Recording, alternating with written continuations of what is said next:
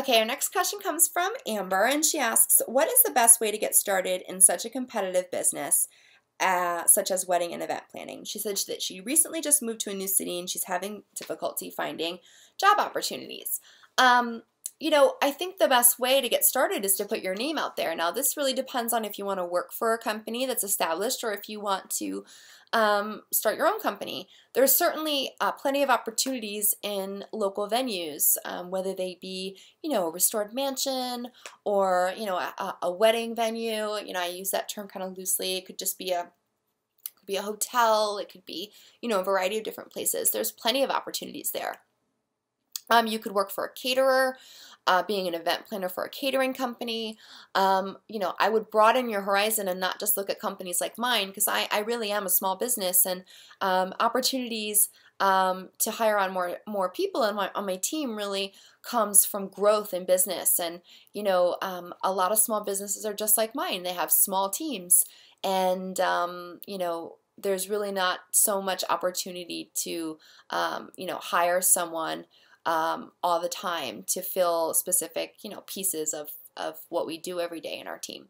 But you can certainly look at larger event, planning companies, certainly event planning venues, wedding venues. Caterers are a really great resource. So those are, specific ways that you can look into being hired by another company. And the best thing to do is to go on their website and see if there's any job opportunities listed. If there's a specific email, I would email that email regarding job opportunities. I would not place a phone call to a business and ask if there's any job openings.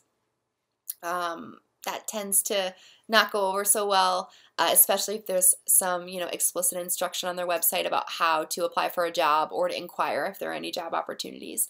I would email someone at that company and say that you are, describe your background and say you would love to have the opportunity to submit your resume and cover letter if there is an opportunity available, and then wait to see if there is. And if there is, then of course submit a resume.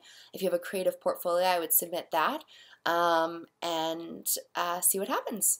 So I hope that's answered your question. Talking a little bit about how to get started in the field if you're opening up your own business. I feel like I've covered a little bit of that in some previous questions. So good luck to you, and I hope that you are able to find a wonderful job in your chosen career. And thanks for asking such a great question. So Laura asks, what is your most challenging obstacle when you started your business or began working in this field? And how did you overcome that obstacle or challenge? I think the biggest obstacle was getting my name out there. And I've talked a little bit about ways that you can market yourself. Again, networking, social media, your website and brand, SEO. But when I first started, it was a pretty big investment because I started and I wanted to advertise with magazines. I thought that that was going to give my company some validity as it pertains to, a bride seeing an ad in a magazine and saying, okay, well, this company obviously is, established. It's published in a magazine. It's ads published. So, that helped me to start. But it was a pretty big expense, and I don't necessarily recommend it if you don't have a budget for it. So my biggest obstacle was trying to get people to find out about my company, and that's really, I think, most companies' obstacles was, just trying, or when they start, is trying to get your name out there and getting people to take notice of the services that you offer. And the way that I overcame that was being patient and, developing a marketing strategy and sticking with my marketing strategy, knowing who my target client was and targeting to that client. In a previous question, I answered about how to convince a do-it-yourself bride that she needs a wedding planner. Well, I established early on that a do-it-yourself bride was not my bride. That's not who I was going to target. And as a business owner, you really need to know who your target market is.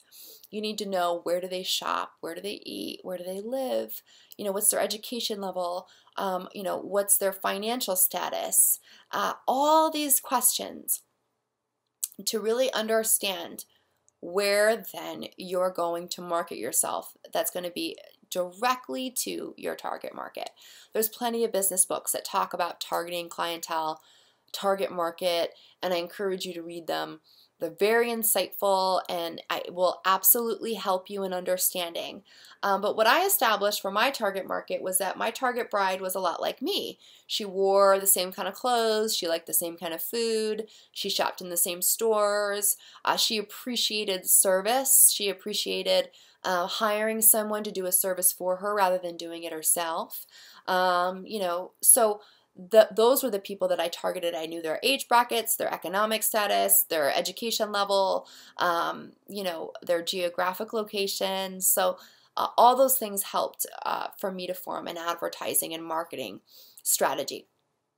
And then once I was able to execute that and be patient for it to work itself, then I was able to overcome my biggest obstacle, which was, getting business and getting paid for my art and for what I do. So I hope that's answered your question. I'm sure that you are experiencing similar pains, and the best thing is to be patient and to make sure that your marketing and your advertising strategy is targeting the right clientele, and that you're not just kind of throwing things out there and hoping that they stick, because when you're targeting to a broad range of people with no specific kind of characteristics, you're just hoping to have somebody come back and something sticks and somebody calls. But when you target your market and you know exactly what they're reading and where they're looking for information as it pertains to you, you have a much greater opportunity to gain clients.